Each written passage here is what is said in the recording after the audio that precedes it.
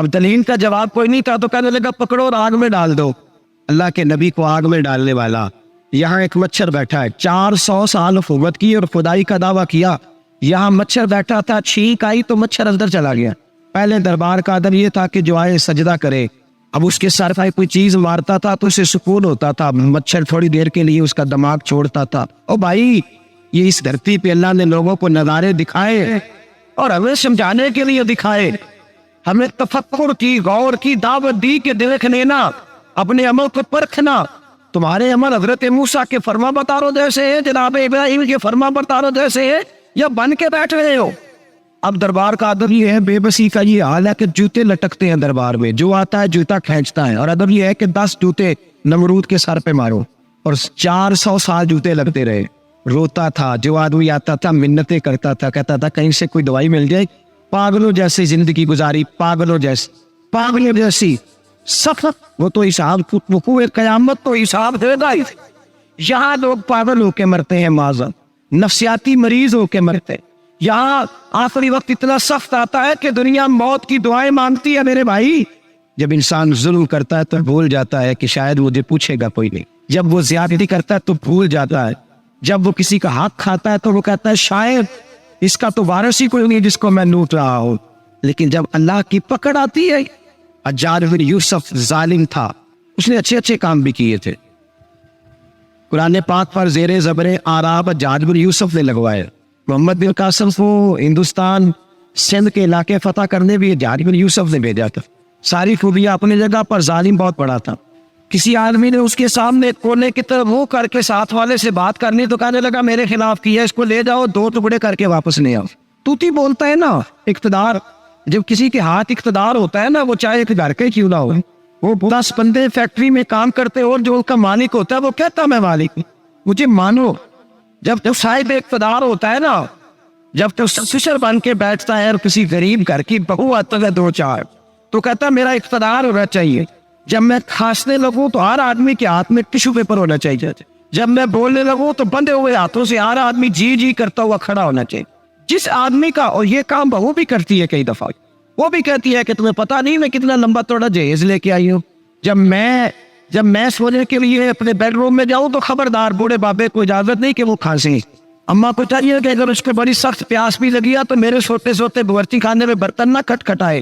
جو جہاں بھی جس اسٹیج میں بھی بیٹھتا ہے وہ کہتا ہے کوئی نہیں مجھے پوچھنے والا. میں بچوے کو حیران ہوئے.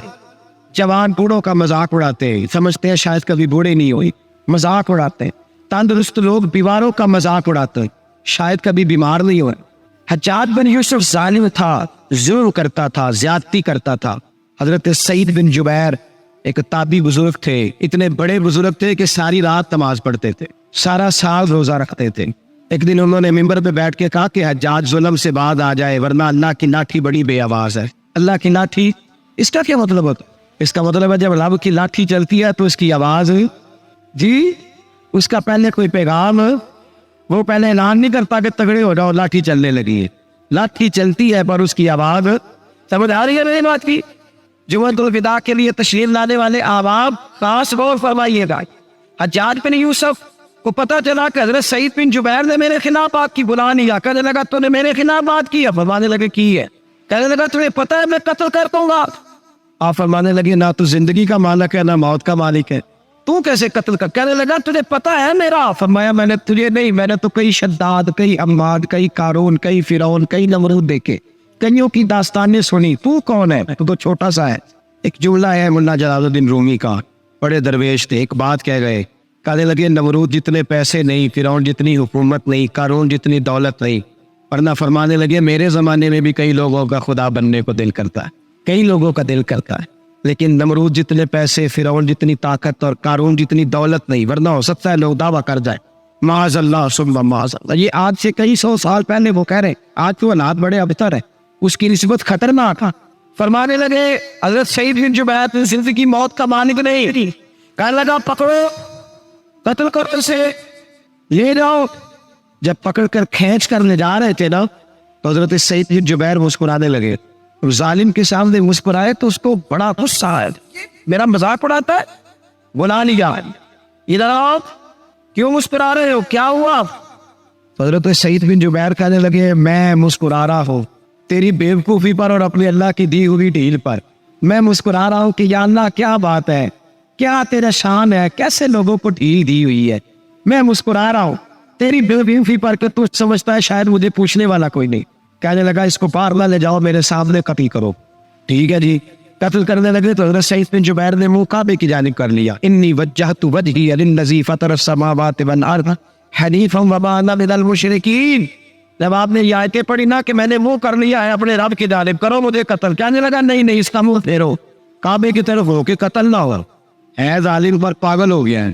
حضرت سعید بن جبیر کے حوصلے نے شکست دے دی, ناکام ہو گیا, مخبوط الحواس ہوتا ہے. لگا اس کا منہ پھیر دو.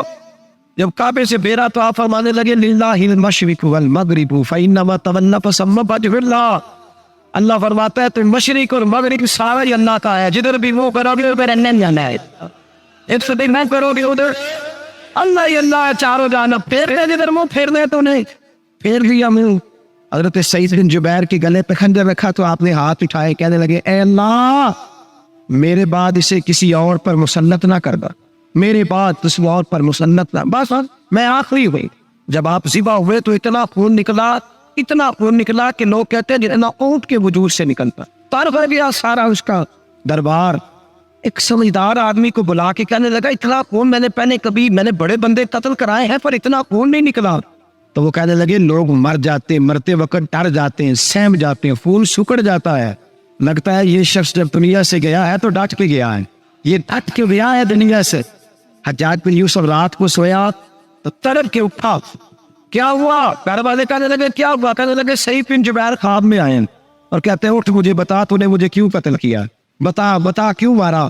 اگلی رات پھر سویا تو وہی خواب, پھر سویا تو وہی. گناہ نفسیاتی مریض بنا دیتا ہے, ظلم تجھے مقبوط الحواس کر دیتا ہے. جب تو زیادتی کرتا ہے تو اللہ فرماتے ہیں کہ تو اللہ کو بولتا ہے تو تجھے اپنا بلا دیتا ہے. پھر تو پھول جاتا ہے, پھر تو سیدھے رستے پہ چلتا ہے پر بھٹک جاتا ہے, پھر تو صحیح رستوں کا تعجب کر کے بھی گمراہ ہوتا ہے. پھر تو روز وہی گاڑی چلاتا ہے پر اب جب تو بریک لگاتا ہے تو نہیں لگتے. جب گناہوں کو ساتھ تو مخبوط الحواس ہوتا ہے, تو روز وہ کاروبار کرتا ہے, لیکن جب بڑے گناہ تجھے گھیر لیتے ہیں پھر اسی کاروبار میں تو نقصان اٹھاتا ہے. حجاج بن یوسف تڑپتا ہے, روتا ہے, یہاں تک کہ بیمار ہو گیا. پیٹ میں درد ہوتی ہے, پتہ نہیں کیا ہوا, تکلیف ہوتی ہے, پتہ نہیں. سارے حکیم, طبیب, ڈاکٹر کوئی نہ سمجھ سکا کہ بیماری کیا ہے. جو بیماریاں خدائی ہوتی ہیں ان کا لوگوں کو پتا, جو آزمائشیں رب کی جانب سے ہوتی ہیں وہ ڈاکٹروں کے ہتھے نہیں چڑھ. جو تکلیفیں اللہ دیتا ہے ان کا حکیم طبیب علاج نہیں کر پاتے. مشکل اور شفا اسی وقت ہوتی ہے جب اللہ دینا چاہے, اور جب اللہ بھی دینا نہ چاہے تو بڑے بڑے ڈاکٹر کہتے ہیں کہ ہمارے بس کی بات نہیں رہی. بغداد سے حکیم آئے, پیٹ دیکھا, کہنے لگے نہ تیرے معدے میں کوئی دقت ہے, نہ تیرے جگر میں, نہ کسی اور جگہ, ماجرا کیا ہے؟ ایک آخری علاج ہے, آخری. وہ کیا؟ گوشت کا چھوٹا سا ٹکڑا دھاگے کے ساتھ باندھ کے منہ میں ڈالا اور پھر ایک باریک سا تنکا لے کے اس کو اندر ڈالنے لگے گلے میں.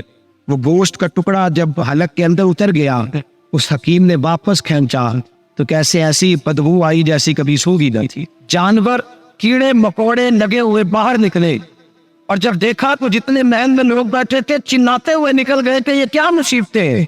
حکیم بھی اٹھ کے دوڑنے لگا. کہا تجھے کیا ہوا؟ کہنے لگے حجاج تیری بیماری زمینی نہیں, تیری مصیبت زمینی نہیں. کہا میری مرض تک تم کیوں نہیں پہنچ پا رہے؟ تو کہنے لگے لگتا ہے تو بد دعا کا مریض ہے, لگتا ہے تو ظلم کا مریض ہے, تو جبر کا مریض ہے. تڑپتا رہا, سسکتا رہا. ایک وقت وہ بھی آیا کہ گھر والوں نے کمرے میں بند کر کے تالا لگا دیا, دیوار سے ٹکرے مارتا. او بھائی, جو گناہوں کے بیمار ہوتے ہیں انہیں شفا نہیں ہوتی, جو ظلم, جبر, بربریت کے بیمار ہوتے ہیں انہیں سکون قلبی میسر نہیں آتا. دوائیاں ان بیماریوں کی بنی ہوئی ہیں جو بیماریاں زمینی ہیں, جو بیماریاں خوراک کی بد پرہیزی سے ہوتی ہے, جو تناؤ کی بد پرہیزی سے ہوتی ہے, ان کی بیماریاں, ان کی شفا طے ہے, ان کی شفا رجوع اللہ ہے, ان کی توبہ اللہ سے معافی مانگنے سے شفا ہوتی ہے. حجاج جب مرنے لگا تو بلایا, یہ رنگ بھی ذرا ملاحظہ کیجیے گا, 2-4 قریبیوں کو بلایا. پتا ہوتا ہے نا اپنے کرتوتوں کا آدمی کو, پتا سارا ہے سردار روٹی تھی جب پتا ہوتا ہے سارا. بلا کے کہنے لگا جب میں مر جاؤں تو مجھے رات کو دفن کرنا ہو. کیوں بھائی؟ عورت ہے, کہنے لگا نہیں رات کو دفنانا. ٹھیک ہے رات کو دفنا دیں گے. پھر کہنے لگا جب صبح ہو جائے تو صبح ہونے سے پہلے پہلے میری قبر زمین کے برابر کر دینا, نشان مٹا دینا. کہا وجہ تو کلمہ پڑھتا ہے, حضور کا حکم ہے کہ قبر کم از کم ایک بالش ایک کت اونچی ہونی چاہیے زمین سے کم از کم, تو تیری قبر مٹا دے. وجہ پتا ہوتا ہے اپنے ظلموں کا. کہنے لگا مجھے پتا ہے لوگ میرے مرنے کے بعد میری قبر بھی نہیں چھوڑے.